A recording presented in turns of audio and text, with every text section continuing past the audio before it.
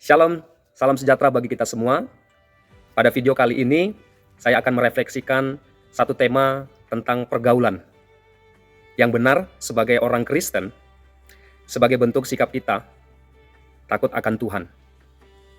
Nah, adapun teks utama yang saya ambil dari dua kitab, yaitu kitab Amsal, pasal yang ke-13 ayat 20-21, dan kitab Pengkhotbah 4 ayat 9-10. Nah, bagaimana kira-kira kitab Amsal maupun Pengkhotbah memberikan hikmat mengenai pergaulan yang benar dalam kehidupan sehari-hari, yang mencerminkan pola hidup yang takut akan Tuhan. Nah, saya mendapatkan ada hubungan yang terkait antara pergaulan yang baik, itu bisa mencerminkan juga kehidupan rohani yang baik. Sehingga itu akan menentukan kita itu hidup takut akan Tuhan apa tidak. Ya cukup menarik ya. Nah, adapun alasan saya memilih tema pergaulan ini, ya selain ini adalah tugas dari mata kuliah Teologi Perjanjian Lama yang diberikan oleh dosen saya, Ibu Dr. Muriati, tetapi saya mengambil satu pemikiran lewat dari kitab Amsal ini. Kalau kita tahu, Amsal ini latar belakangnya adalah dituliskan oleh Salomo, dan juga kitab Pengkhotbah adalah penulisan juga pada masa tua Raja Salomo. Nah, saya mendapatkan bagaimana Salomo yang orang penuh hikmat daripada Tuhan, tetapi ketika dia punya pergaulan, ya bergaul dengan istri-istrinya yang menyembah berhala, coba perhatikan, Salomo itu pernah meninggalkan Tuhan, dan dia menyembah ilah-ilah lain, menyembah daripada dewa-dewa para istri-istrinya. Namun di akhir masa tuanya, ya beberapa banyak saya temui para teolog mengatakan kitab Pengkhotbah adalah kitab penyesalan dan kitab pertobatan daripada Raja Salomo.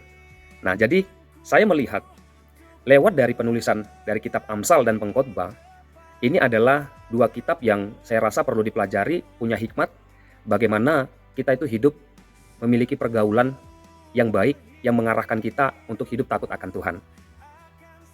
Nah, saya membayangkan bahwa banyak orang ketika dia tidak hidup takut akan Tuhan, maka juga itu punya kaitannya, pasti otomatis akan punya pergaulan yang tidak benar dan tidak baik.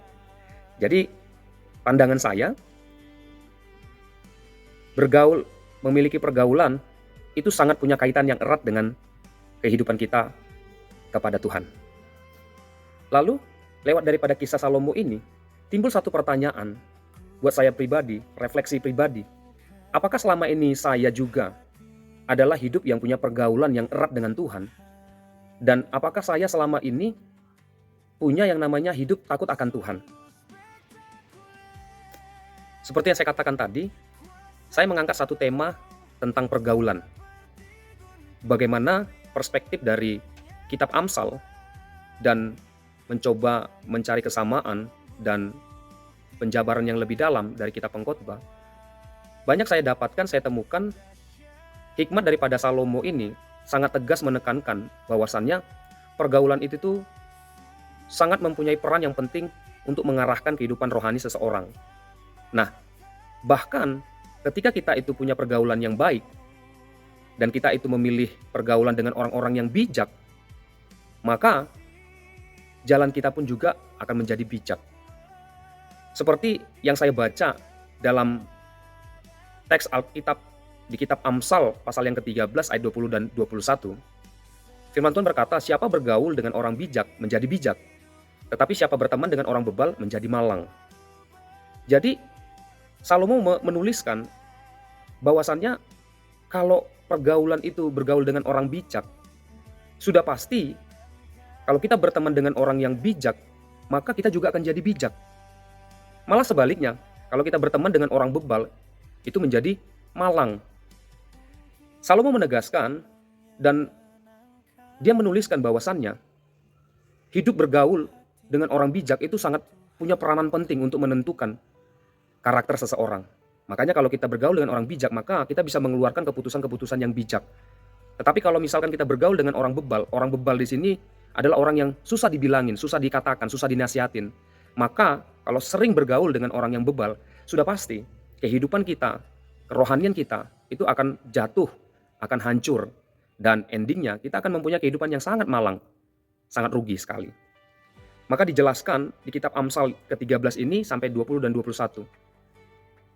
Nah, sama halnya dijelaskan dari kitab Pengkhotbah pasal yang keempat ayat 9 sampai 10.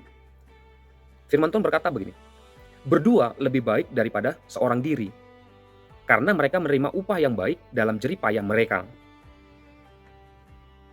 Di dalam ayat Pengkhotbah ini, itu juga saya lihat ada satu dukungan daripada penulisan Salomo di kitab Amsal 13 tadi, bahwasannya manusia itu tidak bisa hidup sendiri.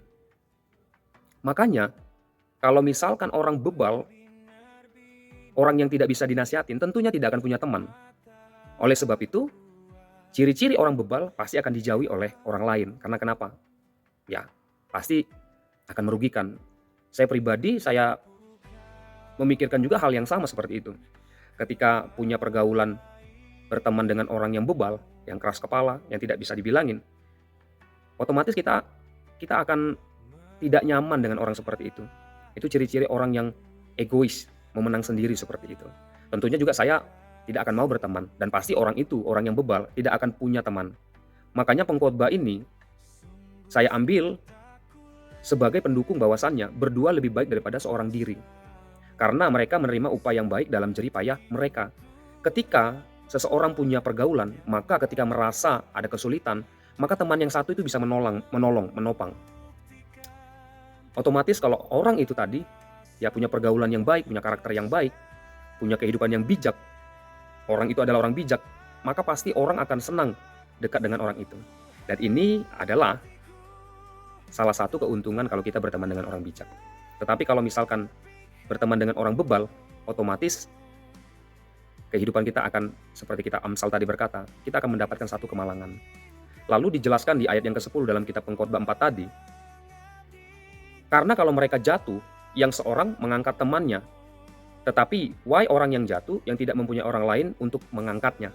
Jelas sekali. Kitab Pengkhotbah yang ditulis oleh Salomo tadi, berdasarkan pengalaman dia, ketika orang bebal itu tadi, maka dia tidak akan punya teman.